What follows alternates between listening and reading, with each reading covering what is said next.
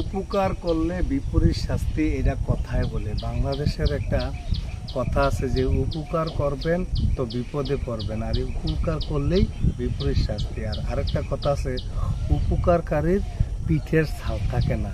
তারই এক বিষয় নিয়ে আজকে আপনাদের সাথে কথা বলবো। আমাদের বাংলাদেশে অনেক ঔষধি গাছ আছে, খালি বাংলাদেশে না, সারা পৃথিবীতেই আল্লাহ পাক প্রত্যেকটা রোগের প্রতিষেধকমূলক বনাদি গাছের মাধ্যমে চিকিৎসার ব্যবস্থা করা হয়েছে। তারই মাঝে অর্জুন গাছ হলো একটা অন্যতম। তো আপনারা সবাই জানেন যে অর্জুন গাছ আমাদের কি উপকার আসে। তো অর্জুন গাছ হলো সব গাছের ভিতরে একটা উপকারী একটা গাছ। তো কথায় বলছিলাম যে উপকারকারীর পিঠের ছাল থাকে না, তারই ধারাবাহিকতায় আপনারা দেখেন অর্জুন গাছ আপনি যেই জায়গায় দেখবেন, অর্জুন গাছ যদি রাস্তার সাইডে থাকে বা বাড়িতে থাকে, তার পিঠের ছাল কিন্তু থাকবে না। এমন কোনো অর্জুন গাছ নাই যে তার অন্তত হকে 8-10 ফিট পর্যন্ত যে তার গাছের ছাল আছে। আপনারা দেখেন এদিকে এই গাছটির কি অবস্থা, ছাল নিচে মানুষের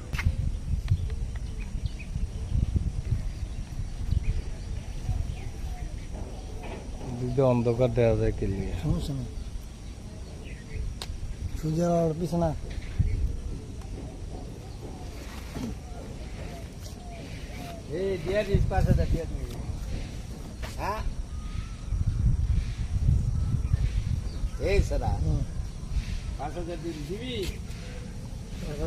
তো আপনার প্রত্যেকটা গ্রামগঞ্জে যেখানে আপনারা দেখবেন যে অর্জুন গাছ আছে রাস্তার পাশে,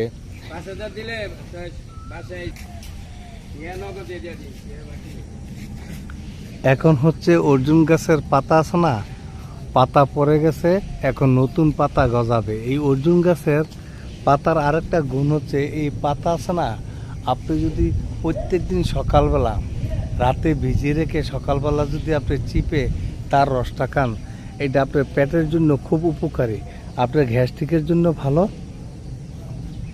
হজম শক্তির জন্য ভালো।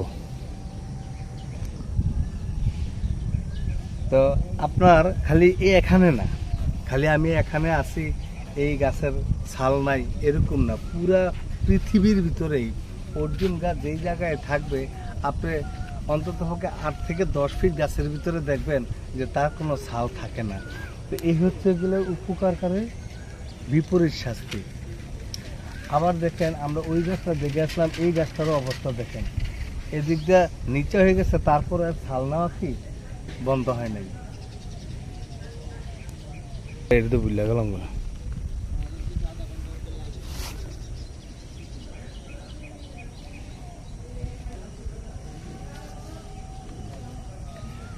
এর ছাল দেখেন, গাছটা কত বাঁকা হইয়া কোন দিকে গেছে, তারপরে ছাল নেওয়া কি বন্ধ হয় নাই। আর এ হচ্ছে এখন নতুন পাতা গজাচ্ছে। এই পাতাগুলো আছে না, আপনারা রাতে যদি ভিজিয়ে রাখেন, তাহলে সকালবেলা যদি চিপিয়ে খালি পেটে খান, পেটের জন্য খুব উপকার হবে, গ্যাস্ট্রিকের জন্য উপকার। দেখেন গাছ, অর্জুন গাছ যেখানেই থাকবে তার গায়ের ছাল থাকবে না, তারই প্রমাণ আপনারা দেখেন। আর একমাত্র এই একটা গাছ আল্লাহ পাক কি রহমত দিয়া তৈরি করছেন যে এর যতই ছাল তোলা হোক, এক পাট দিয়ে ছাল তুলবে, আরেক দিক দিয়ে আবার ছালটা কি ভরাট হয়ে যাবে। দেখেন আপনারা, ছাল একদিক দিয়ে তোলা হয়েছে, আরেক দিক দিয়ে ছাল কিন্তু আপনার নতুন চামড়া কিন্তু গজাচ্ছে। একমাত্র এই একটা গাছেই যত ছালই তুলক, আবার সাথে সাথে তার নতুন চামড়া গজায়। একমাত্র যত গাছ আছে আপনার ম্যাক্সিমাম গাছের ছাল যদি আপনি তুলে ফেলেন, তাহলে গাছটা কিন্তু শুকাই যাবে, মরে যাবে। একমাত্র এই অর্জুন গাছ, এই গাছের ছাল আপনি যতই তোলেন, হ্যাঁ, এই গাছ মরবে না। আর আমার জানা মতন আর এমন কোনো গাছের ছাল নাই যে এটা তুললে এটা এভাবে বেড়ে যাবে। একমাত্র চিকিৎসা বিজ্ঞানে অর্জুন গাছের এই যে বিচিটা দেখছেন, এই বিচিরও একটা ঔষধি। এই বিচিও আপনি যদি গুঁড়া করে আপনি যদি খান, তাহলে আপনার শ্বাসকষ্ট আছে না, শ্বাসকষ্ট আপনার ভালো হয়ে যাবে। এই জন্য বলছি যে অন্তত পক্ষে অর্জুন গাছ বেশি করে লাগান, আর অর্জুন গাছের আছে না সেবা যত্ন করেন, যেহেতু এটা আমাদের একটা বনাজি ঔষধ, সবাই এই গাছটা ব্যবহার করা হয়, এই জন্য তার পরিচর্যা করুন। আর অন্তত পক্ষে এই গাছের যাতে শক্তি বাড়ে, অন্তত গাছটা পরিচর্যা করুন। আপনারা খালি ছাল নিলেই তো হবে না, তাকেও একটু বাঁচার একটা অধিকার দিবেন। আর অয় যাতে অন্তত পক্ষে সুস্থভাবে থাকতে পারে, ওর আশপাশটা ক্লিয়ার রাখবেন, মাটি দিবেন, পানি দিবেন, যাতে ওই পুষ্টি পায়, ভিটামিন পায়, তাহলে আর শক্তি বাড়বে। যতই আমরা ছাল নিব তখন আর তাই কষ্টটা পাবে না। এই জন্য অর্জুন গাছ সংরক্ষণ করুন আর এর পরিচর্যা করুন। ভালো থাকুন, সুস্থ থাকুন।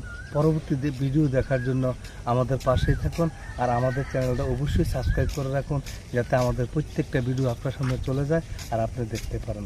আল্লাহ হাফেজ।